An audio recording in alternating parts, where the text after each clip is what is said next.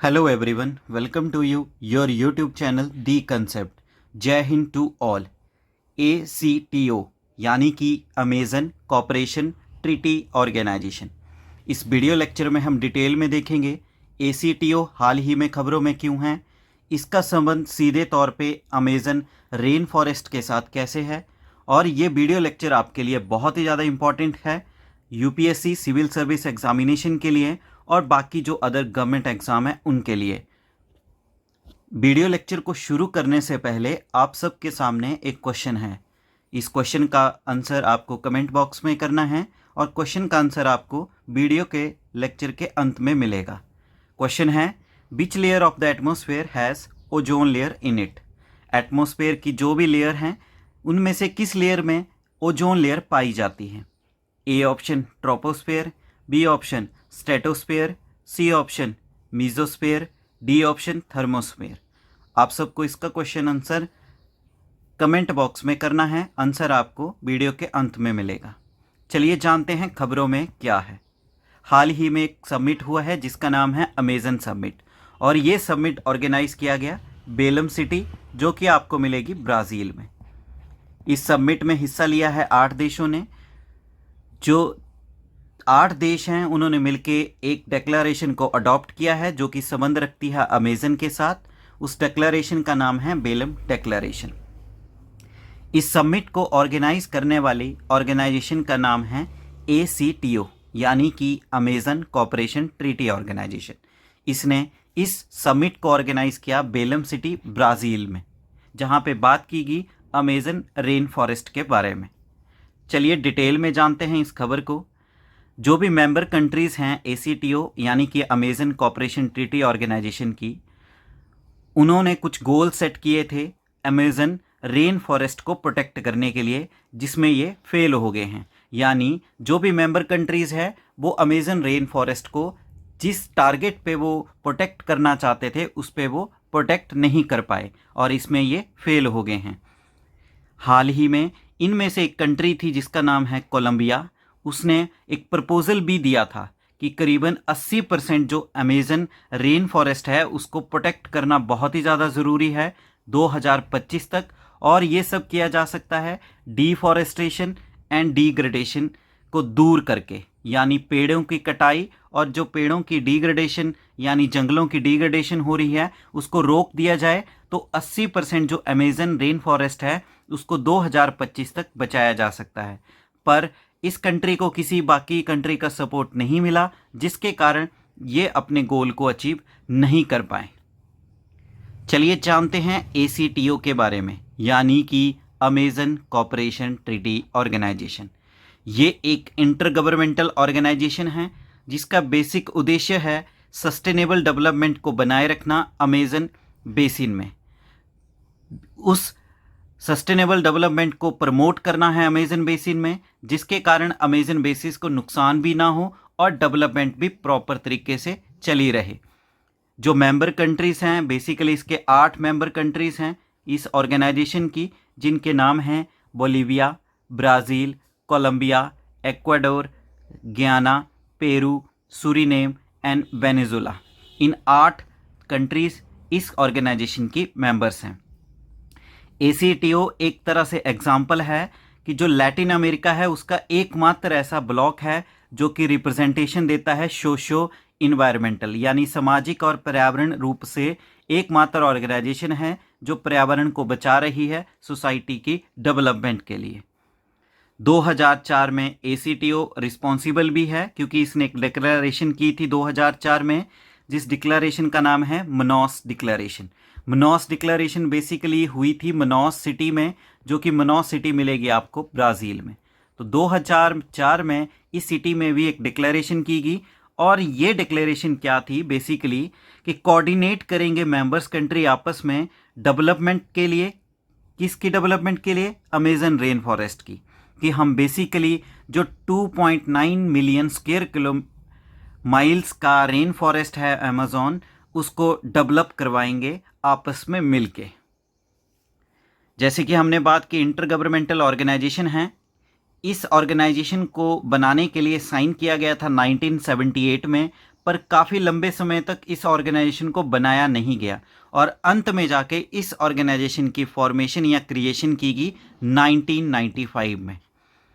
Basically इसमें promote किया जा रहा था कि जितनी भी अमेज़न टेरिटरीज़ हैं वो आपस में मिलके अमेज़न रेन फॉरेस्ट को प्रोटेक्ट करेंगी, क्योंकि ये मेंबर कंट्रीज़ ही एकमात्र सहारा है जिसके थ्रू अमेज़न रेन फॉरेस्ट को डेवलप किया जा सकता है और सस्टेनेबल डेवलपमेंट को भी प्रमोट किया जा सकता है अमेज़न रीजन में। जैसे कि हमने बोला इसके मेंबर 8 कंट्रीज़ हैं, तो जो सेक्रेटरीट मिलेगा इस ऑर्गेनाइजेशन का वो मिलेगा आपको ब्राज़ीलिया, ब्राज़ील में। ब्राज़ील की एक सिटी है ब्राज़ीलिया, वहाँ पे आपको इसका सेक्रेटरीट मिलेगा इस ऑर्गेनाइजेशन का, यानी सिंपल शब्दों में बोले हेडक्वार्टर है इसका ब्राज़ीलिया, ब्राज़ील में। अब आप देख रहे हैं कि मोस्टली ब्राज़ील को ही प्रेफर किया जा रहा है, जितनी भी डिक्लेरेशन हुई ब्राज़ील में हुई। इसका रीज़न ये है क्योंकि जो अमेज़न रेन फॉरेस्ट है उसका मोस्ट ऑफ पार्ट जो है ब्राज़ील कंट्री में लाई करता है। बेलम डिक्लेरेशन के बारे में जानते हैं जिसके रिगार्डिंग ये न्यूज़ में है।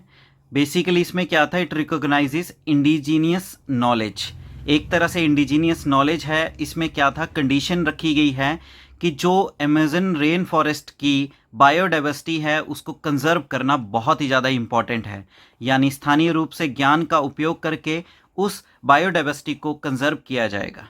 इसमें बेसिकली आवाज़ उठाएगी कि सारे मिलके और पूरी डेडिकेशन के साथ पार्टिसिपेट करेंगे, जितने भी मेंबर कंट्रीज हैं उनके लोग मिलके चलेंगे और कुछ डिसीजन लेंगे और कुछ पब्लिक पॉलिसीज़ बनाएंगे जिसके अंतर्गत इस बायोडाइवर्सिटी को कंजर्व किया जाएगा। जैसे कि हम बात कर रहे हैं कि इस डिक्लेरेशन में अमेज़न रेन फॉरेस्ट के बारे में बात की जा रही है, उसके प्रोटेक्ट, उसकी कंजर्वेशन के बारे में। तो जानते हैं अमेज़न रेन फॉरेस्ट के बारे में। अमेज़न रेन फॉरेस्ट जिसको आम तौर पे कहा जाता है लंग्स ऑफ अर्थ, अर्थ के लंग्स के रूप में इसे जाना जाता है, क्योंकि इसका बहुत ही ज़्यादा इम्पॉर्टेंट रोल है। जितनी भी दुनिया की कार्बन डाइऑक्साइड है जो कि एक ग्रीन हाउस गैस है, और बहुत सारी ऑक्सीजन गैस को रिलीज़ करने के लिए और कार्बन डाइऑक्साइड गैस को एब्जॉर्ब करने के लिए इस फॉरेस्ट को जाना जाता है, जिसमें बेसिकली कुछ फ्लोरा और फोना मिलेंगे। फ्लोरा हैं मार्टियल, लॉरेल, पाल्म, अकासिया जिसे बबूल बोलते हैं, साथ में रोजवुड, ब्राज़ील नट। फोना के बारे में बात करें यानी कि एनिमल्स कौन कौन से मिलेंगे, जैगुआर, मनाती जिसे समुद्री गाय कहा जाता है, तापीर, रेड डियर एंड कैपिवरा। इस प्रकार के जीव जंतु और पेड़ पौधे इन जंगलों में पाए जाते हैं, जिन्हें लंग्स ऑफ अर्थ के नाम से भी जाना जाता है। मैप में देखते हैं अमेज़न रेन फॉरेस्ट के बारे में। बेसिकली ये आपको मिलेगा साउथ अमेरिकन कॉन्टिनेंट में, और इसको मुख्य तौर पे जाना जाता है लैटिन अमेरिका के नाम से, क्योंकि जो ये रेन फॉरेस्ट है वो लैटिन अमेरिका के पार्ट को कवर करता है, जिसमें अगर सिंपल शब्दों में कहें अमेज़न रेन फॉरेस्ट बेसिकली 8 देशों में मिलेगा। वो 8 देश हैं French Guiana, Suriname, Guyana, Venezuela, Colombia, Peru, Bolivia, और जो कंट्री जिसका सबसे ज़्यादा एरिया है इसमें ब्राज़ील।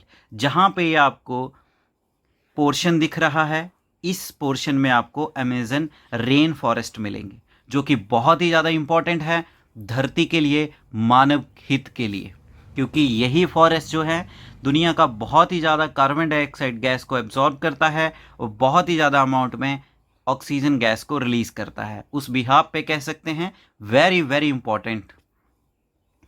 इम्पॉर्टेंस क्यों इम्पॉर्टेंट है अमेज़न रेन फॉरेस्ट?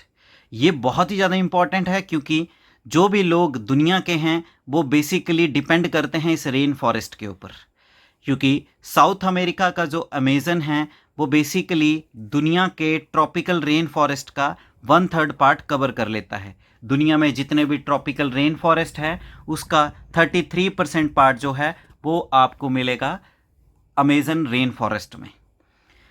ये रेन फॉरेस्ट जो है दुनिया का सिर्फ 1% लैंड एरिया कवर करता है, पर अमेज़न रेन फॉरेस्ट के केस में ये जो 10% दुनिया की वाइल्ड लाइफ स्पीसीज को इसी 1% एरिया में मिल जाएंगे। आपको बिलियंस ऑफ ट्री मिलेंगे आपको इस रेन फॉरेस्ट में, जो बेसिकली बहुत ही ज़्यादा अमाउंट में जो कार्बन डाइऑक्साइड गैस है उसको एब्जॉर्ब करता है और बहुत ज़्यादा अमाउंट में ऑक्सीजन गैस को रिलीज़ करता है, जो बेसिकली ग्लोबल टेम्परेचर और एटमॉस्फेयर को बैलेंस्ड करने के लिए इम्पॉर्टेंट रोल अदा करता है।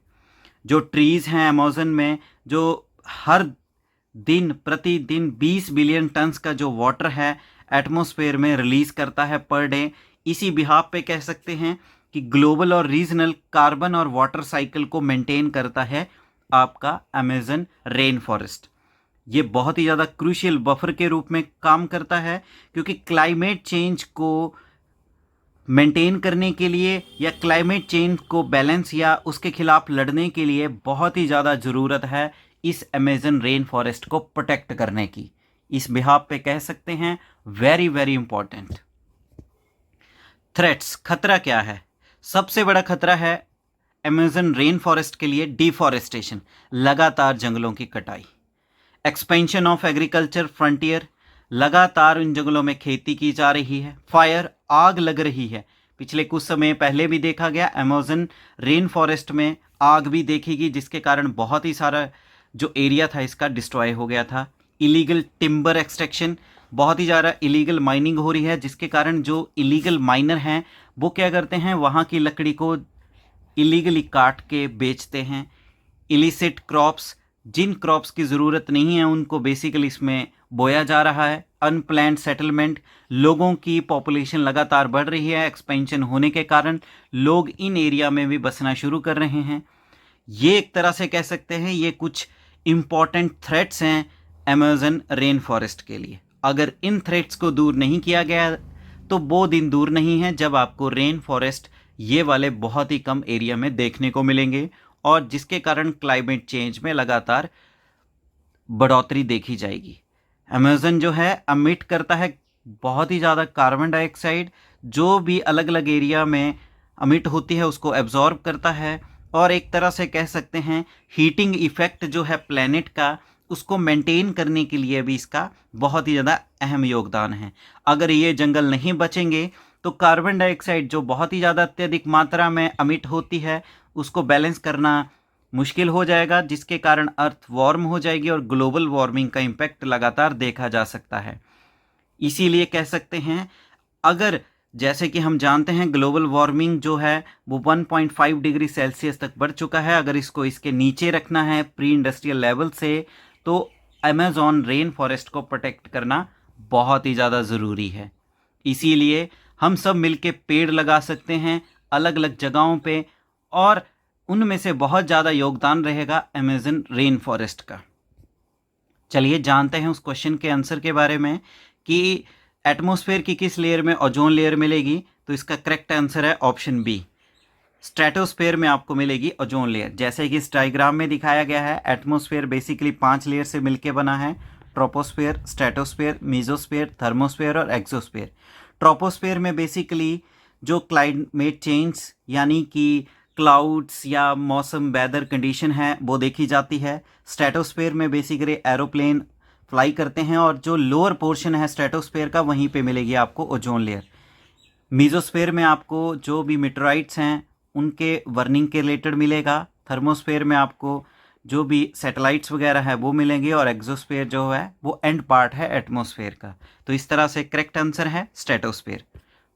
उम्मीद है इस वीडियो लेक्चर में आपको काफ़ी नॉलेज मिला होगा ACTO के बारे में, अमेज़न रेन फॉरेस्ट के बारे में। अगर आपको वीडियो लेक्चर पसंद आया, वीडियो लेक्चर को लाइक करें, शेयर करें, कमेंट करें, और आपके अपने चैनल दी कंसेप्ट को सब्सक्राइब करें। Thank you. जय हिंद।